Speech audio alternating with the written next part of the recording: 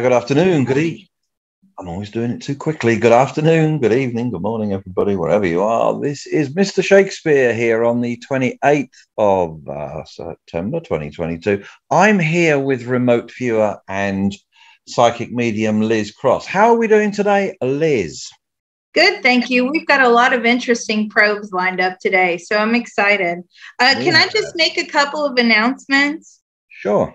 Okay, just two more quick hits to report. Those of you that have been following me for quite some time, I said around this time of year, towards the end of the year, Russia would proclaim a victory and take into territory into the Russian Federation. That has now happened. And the one that we put out the other day, which is where we probed the conscripts, the Russian conscripts. And you asked a really important question, Mr. Shakespeare, which was, were they going to receive any additional training? That has now been reported overnight that they have not had any additional training whatsoever. They're just being sent out there. So I just wanted to report those two hits that we got and carry on. Okay, I'm going to just have to nitpick with you. I'm sorry. Yeah, sorry. The conscripts have not just been sent out there. They're being sent, but they are mainly back office, if you like, operations. They're not being sent straight to the front line. No, they're not. No, but the question was, were they going to receive any additional training before they were sent? Whether it was frontline, back office, whatever. And the answer was no. That was the answer that we got from Putin himself. Right. Well, we're going to ask the defense minister that as well in a minute. So we're going to expand on that.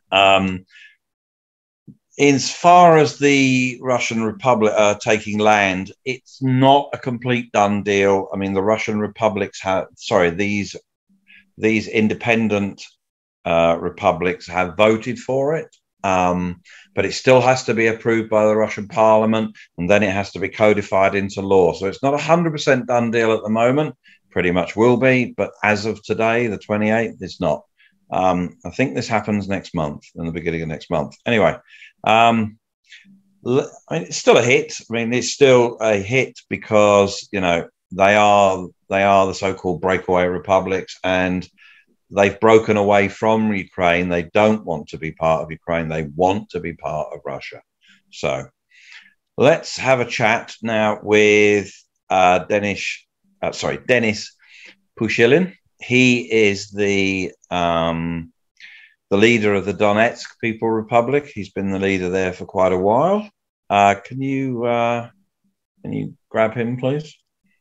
Yeah, he's quite unhealthy. He needs to go to the doctor. He's got heart problems. Right. Okay. So as I'm looking, he's like cold and clammy, and he's breaking a sweat, and he's ignoring his issues. But anyway, do go ahead. Wow. Okay. See the depth of these probes? Instantly, Liz can pick up on this. Wow. How does he feel the outcome of the referendum for his particular republic, the Donetsk Republic? How does he feel? Is he happy with the outcome? Are you happy with the outcome of the referendum? More than happy, he says. So is it fair to say that he and the people there have been waiting a long time for this, or was it something that they just decided, you know, very recently they wanted to do? It feels like they've been waiting forever. Would 2014 be a key date in their waiting? That was the start of it, but I feel like even prior to that, they wanted to be part of Russia. Okay. They're saying it makes a lot more sense economically to be part of Russia. Last year, I think it was about June or July 2021, President Zelensky, in a TV interview or a broadcast, said that all the people who are living in Ukraine that want to be, in Russia should go to Russia. I think what these referendums seem to have done is the Russian Ukrainians, if you like, have decided that, but they've decided to take the land with them. Is that a fair appraisal? That's what happened. We've always been Russian. They don't really, according to his own personal thought, feeling, and opinion, he's telling me they've never been Ukrainian. We've always been Russian. So does he understand how then the Donetsk Republic, or the Donetsk region, Oblast, I think they call them, was part of Ukraine? Does he understand the history, how it ended up to be part of Ukraine? Yes, and he just reported back to me that's a bogus history lesson. So that's his own personal thought, feeling, and opinion. I mean, it's a very complex situation. And, being on this side of the globe, we don't get that information through, right? Our media is known for not going very in depth like this. So I don't know anything about how it came into being. Well, I think you're being very kind to the Western media. The Western media is known for absolutely blocking. Right. Historical facts. This side of the story or anything to do with it. It has one narrative, and that's the narrative it pushes. Does he see, it looks like 3 other regions have voted also to join the Russian Federation. Does he see harmony, in all of that? Will all 4 be able to just harmoniously be part of Russia? Does he think? No, he doesn't believe that all 4 will be harmoniously part of Russia. He believes that a lot of people that want to be with the Ukraine will have to pick up and leave and go over to the Ukrainian side. But he's saying, I know which side I want to be on. He's very certain about that. But he doesn't believe it's just going to happen peacefully. What does he think Ukraine what does he think Ukraine will do once these regions have been absorbed, at the people's request, but they've been absorbed into the Russian Federation? What does he think Ukraine's response will be? What do you think Ukraine's response will be? He doesn't really care what their response is going to be. We have to do what's best for us as a nation, and we have to cross over to Russia. Right. Okay. He doesn't really care. No. Okay. Fair enough. Will money, I suppose this is an obvious question, but I'll ask it anyway. I'm assuming then that once they're part of the Russian Federation, Russian money and funds will come in to rebuild the infrastructure which has been destroyed or, disturbed over the last sort of 6, 7, 8 years. Well, Russian money, rebuild your infrastructure. Yes, that's what they're banking on. He said if we would have stayed with the Ukraine, the money would never have gotten out to our way to help us, because he's telling me there's a big point of conflict between them and Ukraine. And it was almost as if the Ukrainians or the Ukraine government was starving them of funding because of their beliefs that they were Russian. So the Ukraine was not really benefiting them at all. Well, right, because obviously the Donetsk Republic said that, you know, they were an independent republic from back in 2014, was it, or 15? I can't remember, but quite a while now. It's been a while. Okay. So, yes, I suppose it's interesting, actually, because there are a lot of regions in the world. I'm thinking of Catalonia in Spain that, you know, would love to not be part of Spain, the Basque region in Spain that doesn't want to be part of Spain, but they're not really allowed to leave, you know, even though in the UN Charter, you know, you are allowed, the host countries never want you to leave. Mm-hmm. So does he think that the integration into the Russian Federation will, I mean, I'm assuming that they will be adopting and using the ruble and all the bank situations, it will all be as if you're in Russia. Is that correct? It's gonna be as if you're in Russia. That's correct. Are you using rubles now? No, they're not currently using rubles. Are you going to swap over? Yes, and they believe that's a good move.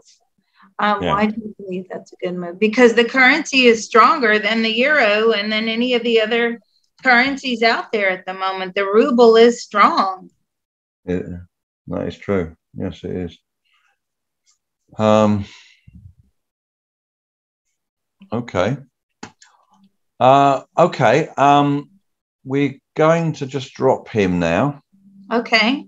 And I'm going to get you to grab. Hang on, I have to get him.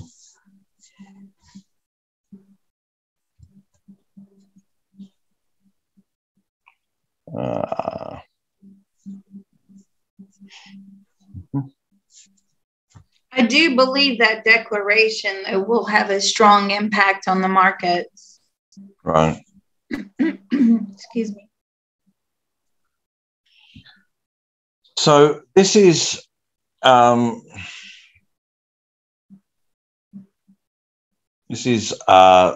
Leonid Pasenchik. I can't speak. Can't speak. Well, it's not. He's, you know, no. Normal spelling. Yeah. Well, yeah, it's in Cyrillic, and obviously. So he's the leader of the Lugansk Republic, Luhansk People Republic, the LPR. So can we grab him, please? Yes, I have him here. And how's he doing today? Very well. Okay. What does he think of the recent referendum and the initial results that are coming out? He believes it's a good thing. Okay.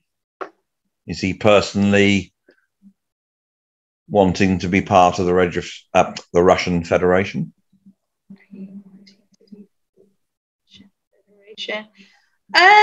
I think he's saying that's too easy of a statement to make. He's like, it's not as simple as that. Right. Okay, but I mean, if he is the leader of the republic that have basically voted to do that, that's what's going to happen, isn't it? Subject to, obviously, Russia agreeing. Yes, that is what's going to happen. Yes, that's correct. And will he continue then after that? Will he continue to be the leader of that region, or does he intend to step down, or what is he going to do? He hopes he's still the leader. Right. I mean, he's definitely going to try to maintain his leadership, but he also understands if he has to step down. He's very pragmatic. Right. Okay. Are there plans for, assuming the Russian Federation agrees for these republics to become part of them, are there plans then for further elections to decide who will be the leader? I mean, and forming a parliament or anything like that, or is that not going to be necessary? He will be a leader. In the future, yes, but not right now. There will be elections to take place until we're absolutely absorbed into Russia. And then he's saying, then we'll just have local electives. Okay. Does he think the transition, assuming that the Russian Federation agreed, does he believe that the transition into being part of the Russian Federation will be a smooth thing? Do you believe the transition into the Russian Federation will be smooth? No, he does not. What does he see as the problems? What do you see as the problem? Finances. They're expecting it to get worse before it gets better, but he's laughing. He's like, how can it get any worse? But we're anticipating that. He's expecting counterattacks from Ukraine. Okay. They are expecting to be bombed and shelled now from the Ukraine because now we are the enemy.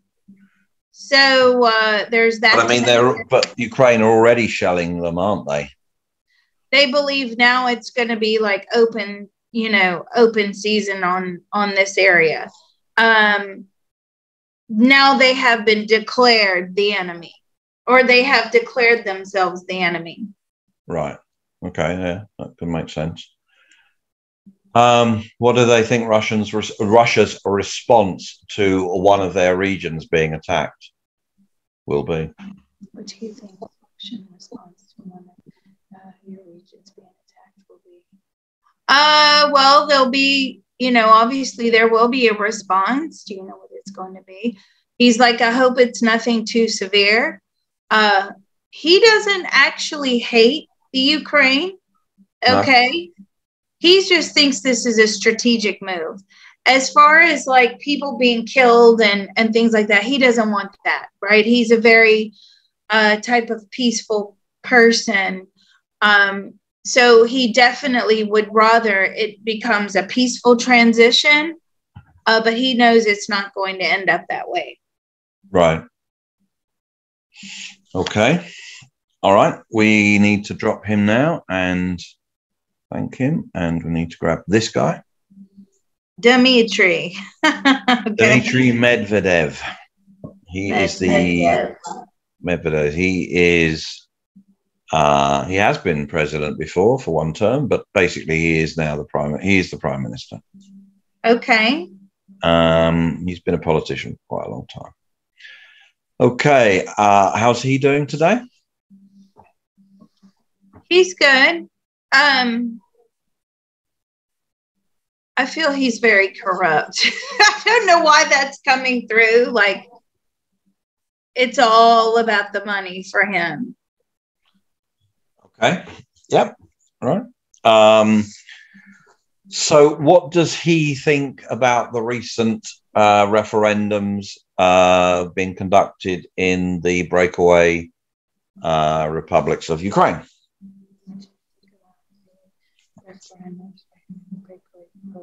He's rubbing his hands together. He's like, good, that's, more for us. There's something there that they really want. And I think, I don't know what it is, but he's rubbing his hands together as if it will benefit them financially. Well, the most productive area of the Ukraine has always been the eastern region and the southern region. I mean, this is, historically where, the most of the production has come from. So, and with with 95% Russian speaking there. So did he expect 4 republics in the end to want to join? There was always going to be Donbass and Lugansk. But did he expect, the other 2, Kherson, and I can't remember the other one, but did he expect 4 republics to want to join the Russian Federation? Did you expect 4 republics to want to join the Russian Federation? Yes, they anticipated 4. Oh, okay. That's interesting. Okay. Can you take him out, please, to the 30th of March? 1 p.m. Eastern. March 30th, 2023. 1 p.m. Eastern. Is it daylight time or standard? Standard. 1 p.m. Eastern Standard Time. Okay. Did the 4 republics that wanted to be part of the Russian Federation, are they now part of the Russian Federation?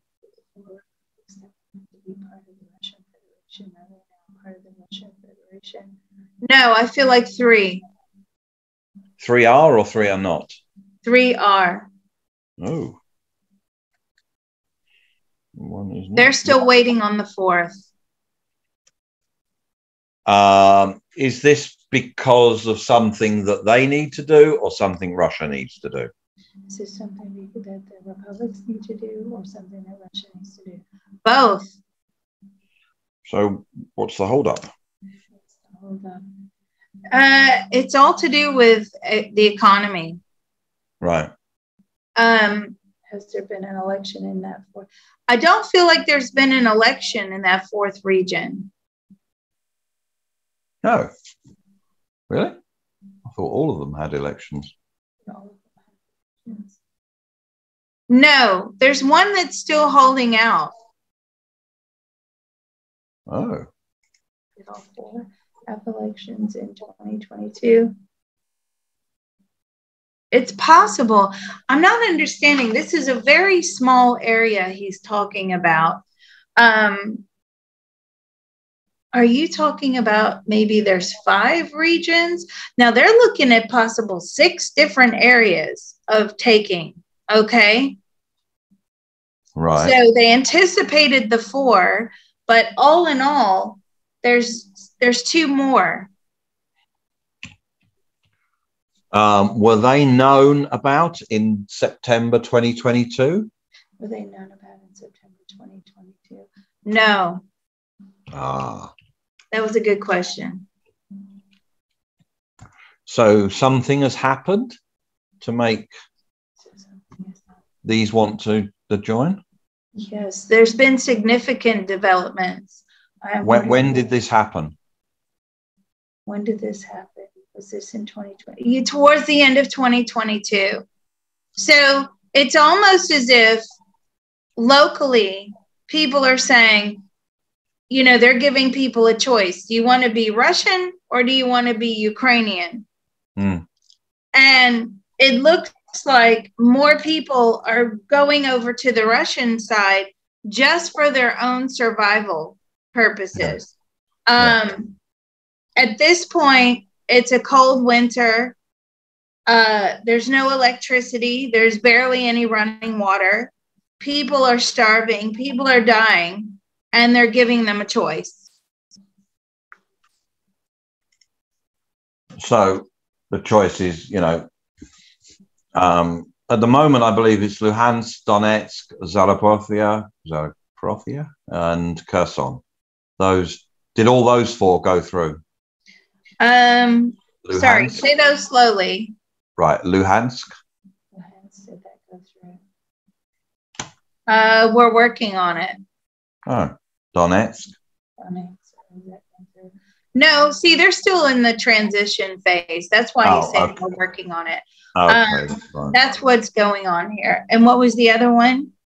Zaporozhye. Oh, God. Zaporozhye.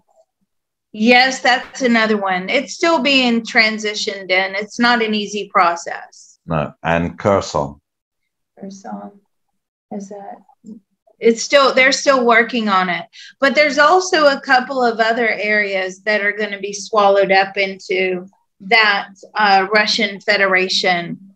And right. again, would one of them be Odessa? Would one of them be Odessa? They would love to have Odessa. Is it? Are you working on taking Odessa, or is that being transitioned into Russia? No, that's still being fought over. Right. What about Kharkiv? Kharkiv, is that one? Are they given a choice? I do feel like Kharkiv is going to be given a choice. Mm-hmm. And part of Kharkiv is definitely going to swap over to the Russian side. That's what the indication is. Certainly around that area on the map. Mm-hmm. they're going to be told, you know, this is the line, and you can cross the line to be Russian, or you can stay over and be Ukrainian. Right. Okay. Has any of the northern or western parts of Ukraine, has that sort of been adopted, taken over, or anything by Poland or Hungary or Slovakia or anything like that?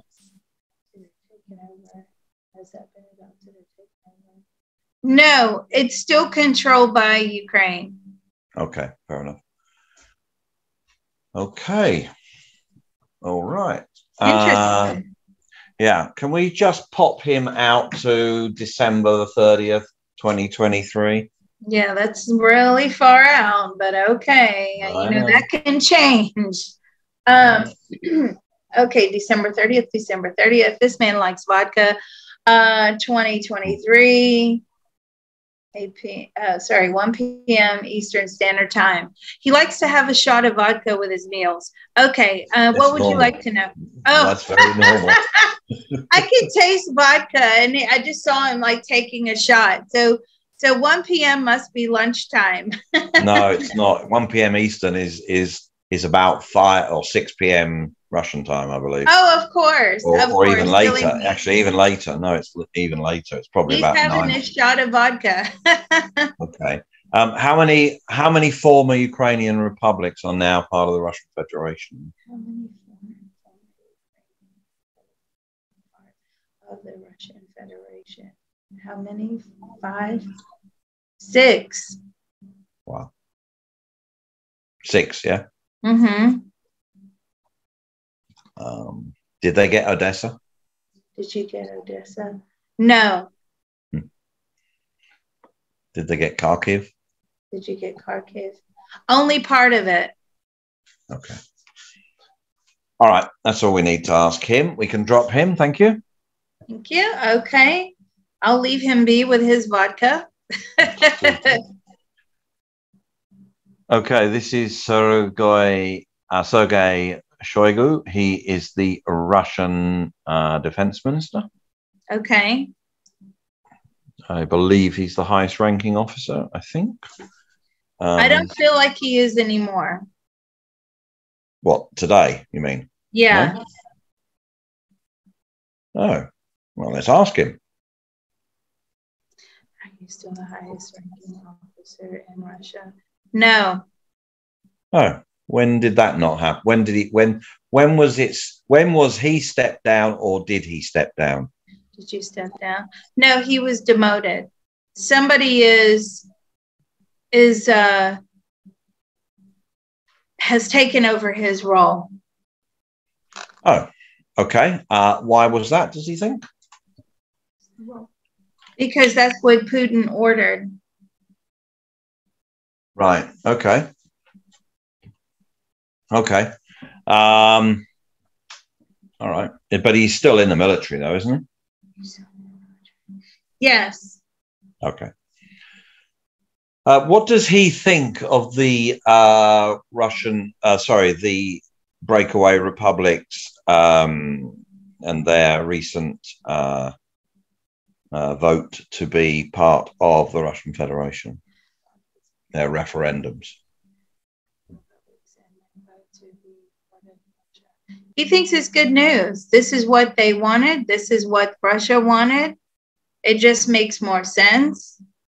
He's saying to me that they are Russian. There's nothing Ukrainian about them other than the fact that they were on that side of a border. They're Russian. Yeah. Okay. Can we pop him out to the 30th of March next year, please? Okay, March 30th, 2023, 1 p.m. Eastern Standard Time. Okay. From a military perspective, what was the reaction of Ukraine to the former republics leaving Ukraine? What did they do, if anything? Ukraine to the republics leaving Ukraine. Disaster. The Ukrainians obviously will take that as a huge defeat. That's a big loss for them. Absolutely. But what did they do about it, if anything? Did they bomb the old? I mean, did they start more war? I mean, what did they do? Did they do anything?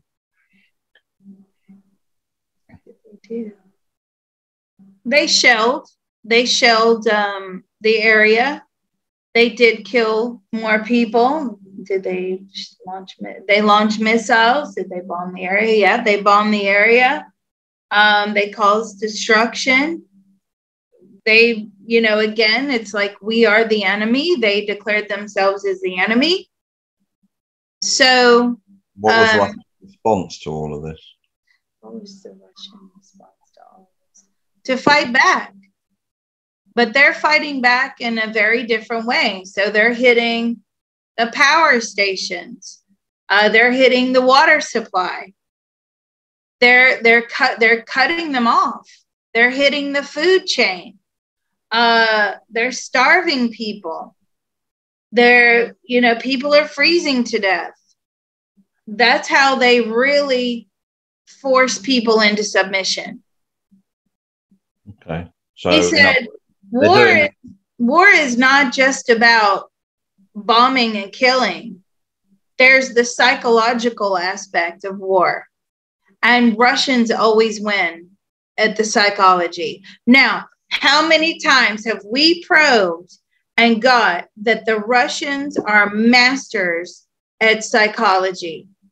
We have got that answer so many times in doing this for so long.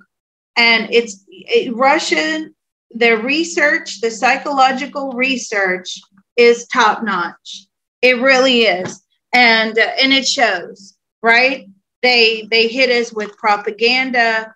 They know how to psychologically destroy somebody. And for those of you that are new to the channel, don't forget, remote viewing, psychic warfare, that started in Russia. That was a Russian department.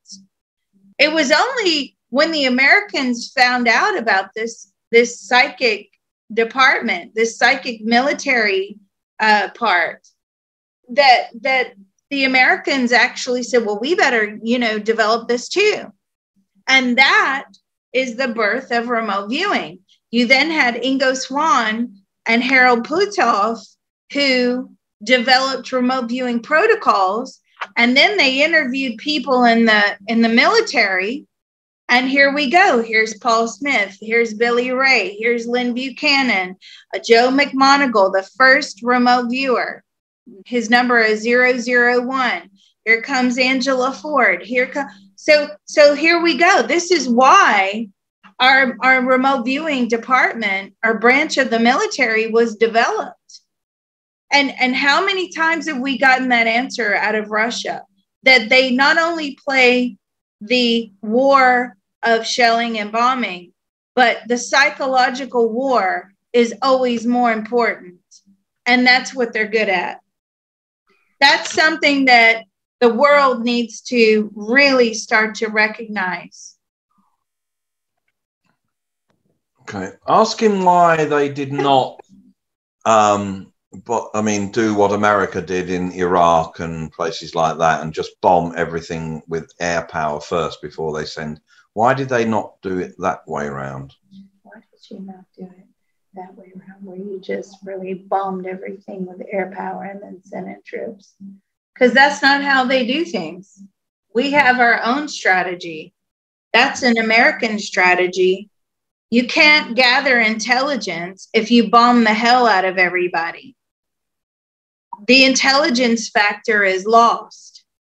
You have to have some survivors in order to gain intelligence. You can't just run everybody off. You've got to know where your enemy is and where they're hiding. You see, here we go again, psychological warfare. And he's confirming that. And he's saying just, basically carpet bombing an area is very unproductive. You lose your intelligence. Oh, I never thought of that. Yeah. That's a good answer, isn't it? Yeah, that makes sense. Yeah. Makes sense. Yeah. Okay. Not You that I'm know, a it's person, kind but of like the U.S. military, I guess. I mean, I'm not a warmonger, but the U.S. military, from what you just said, they go in, they bomb first, ask questions later. He's saying, no, that is not the smart way to go to war. You have to know where your underground bases are. You have to know where your weapons are stored. You have to know where the enemy is hiding. You have to know where the water supply. They know the land better than you. So therefore, you have to use that knowledge to your advantage. And he's saying if that means we have to torture people, then so be it. We have to torture them. But you have to gain the knowledge of the area, or you're just going in blind and you make mistakes. That is an excellent answer. okay. Can we put him out till June 30th, 2023, please? 1 p.m. Eastern. Yeah. June 30th, 2023, 1 p.m. Eastern Daylight Time. Okay. Is he still in the military? He's still in the military. Yes, but he's going to retire soon. Or he's semi-retired. Okay. What was the reaction looking back to the adoption of these republics into the Russian Federation? What was the reaction? What did Ukraine do?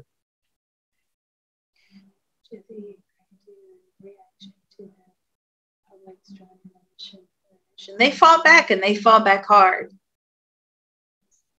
There's the Russians sustained a lot of loss. And he's showing me that they had to just leave their soldiers on the battlefield. They did not have the manpower to ship the dead home. It just was in such chaos. They had to leave them there. And if they're still there, they would come back to get them. But most of the time, the bodies had been obliterated. There's death everywhere. And what happened to the Ukrainian side? I mean, what happened to the Ukrainian side? There was a lot of death on that side as well.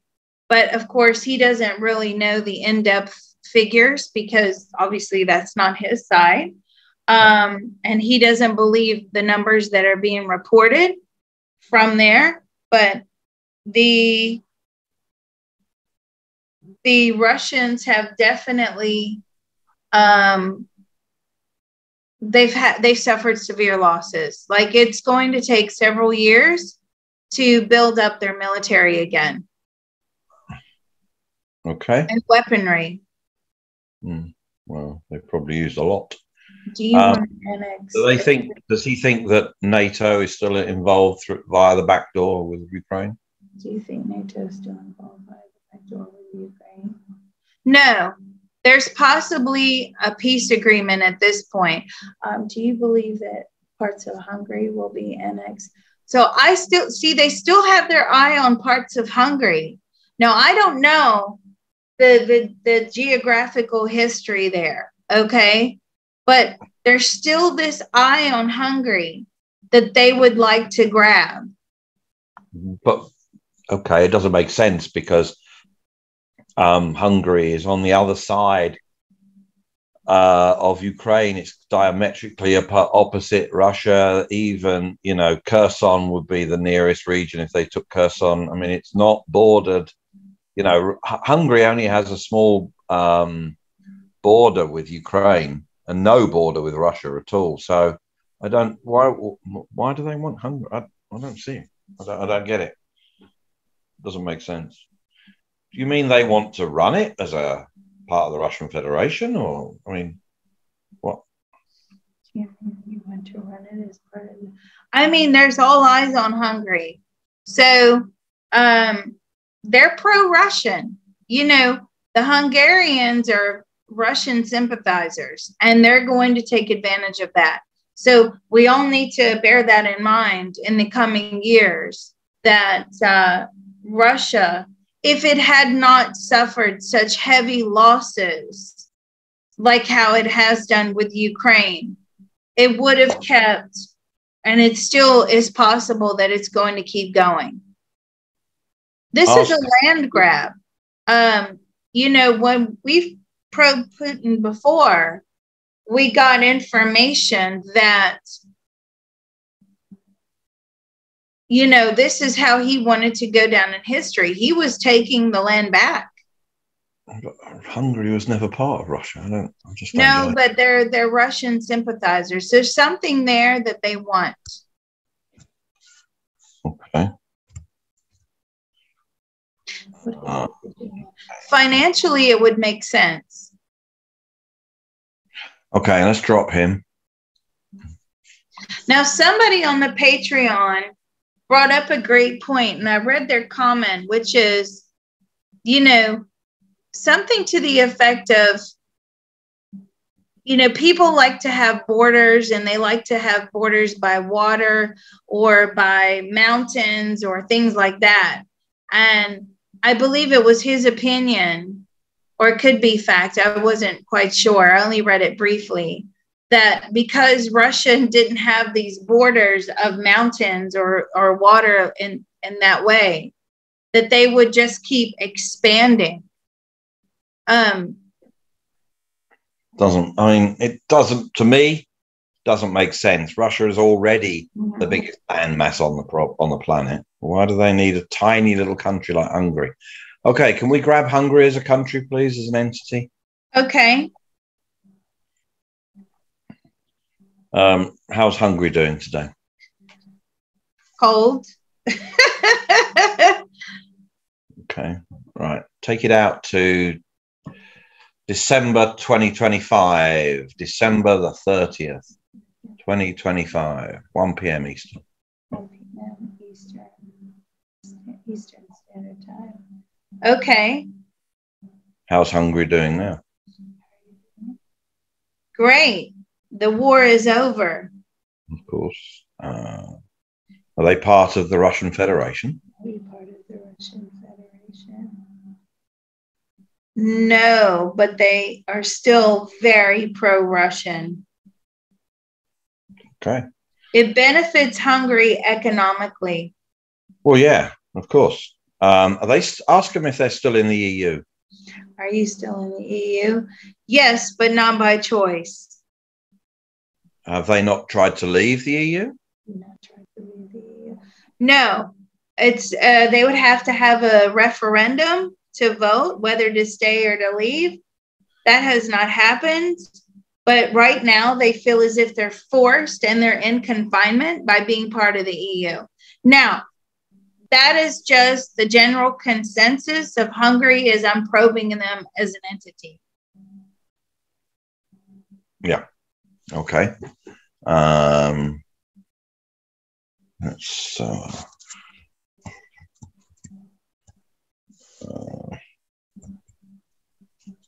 grab this guy.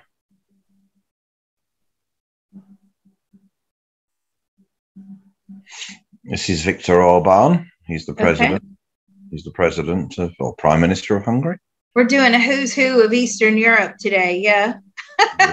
Well, just one thing leads to another, and we need to do these things. So, how's he? Can you grab him, please? Yeah, got him. How's he doing today? Very well. Okay. Can you put him out to? Okay. Can you put him out to 2024, 30th of October, 2024, 1 p.m. Eastern?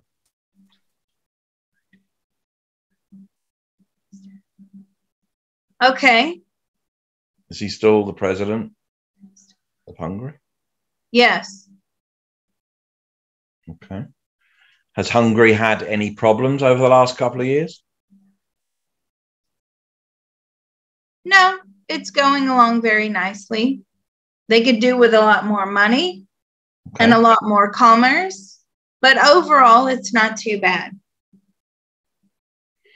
How's his relationship with Russia? It's very, very good. We are pro-Russian. You see, there you go. Oh, I know. How's his relationship with the EU? Diabolical. They don't believe the EU is doing them any favors whatsoever. Probably they're not. It's now not a financial benefit. It feels more like a hardship.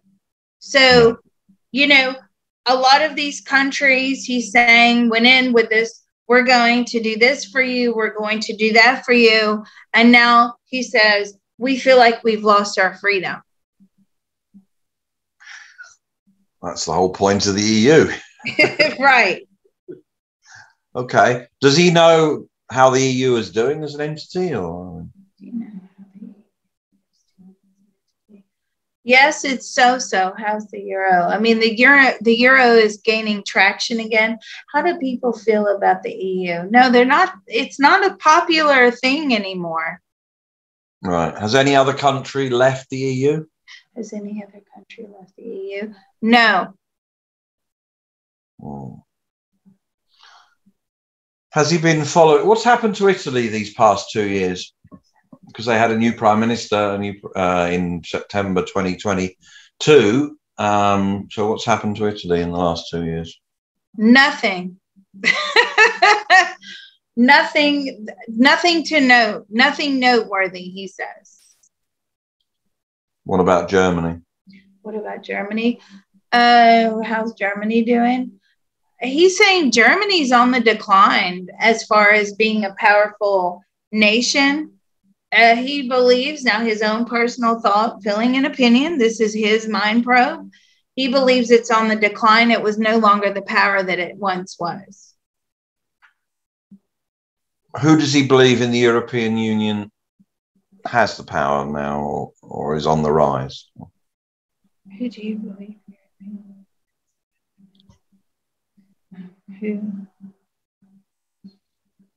Who has the power in the European Union?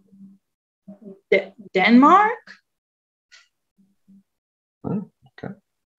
Does that mean that they are, the nominal head or something, or do they? I mean, yes. Okay. All right.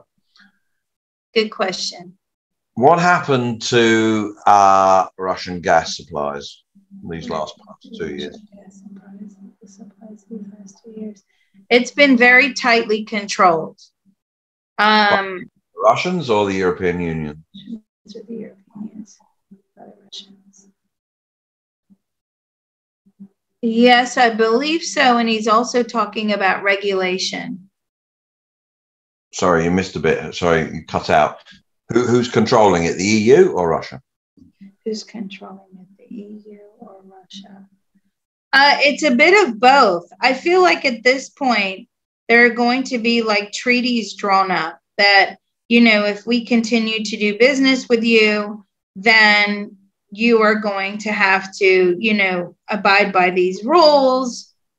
There's definitely going to be some treaties drawn up because of this gas and electricity crisis. Okay. Sorry, where have we got him at the moment in 2024? Is it? Or can we move into March? Oh, can we move into the 30th of December, please? 2024.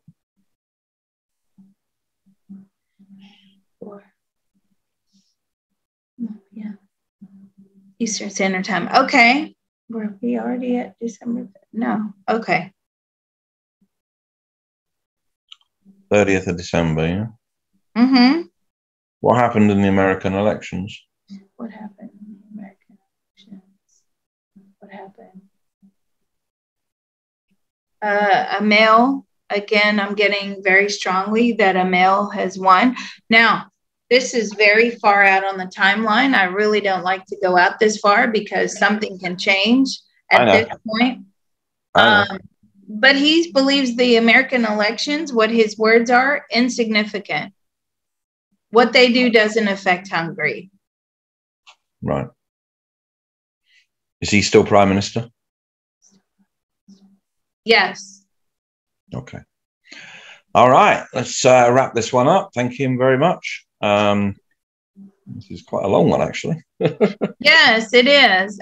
So Thank you, everybody, for listening. And I know that was a very long mind probe, but that should give us some indication of what's going to happen in the future with Russia and the republics that are being absorbed into the Russian Federation.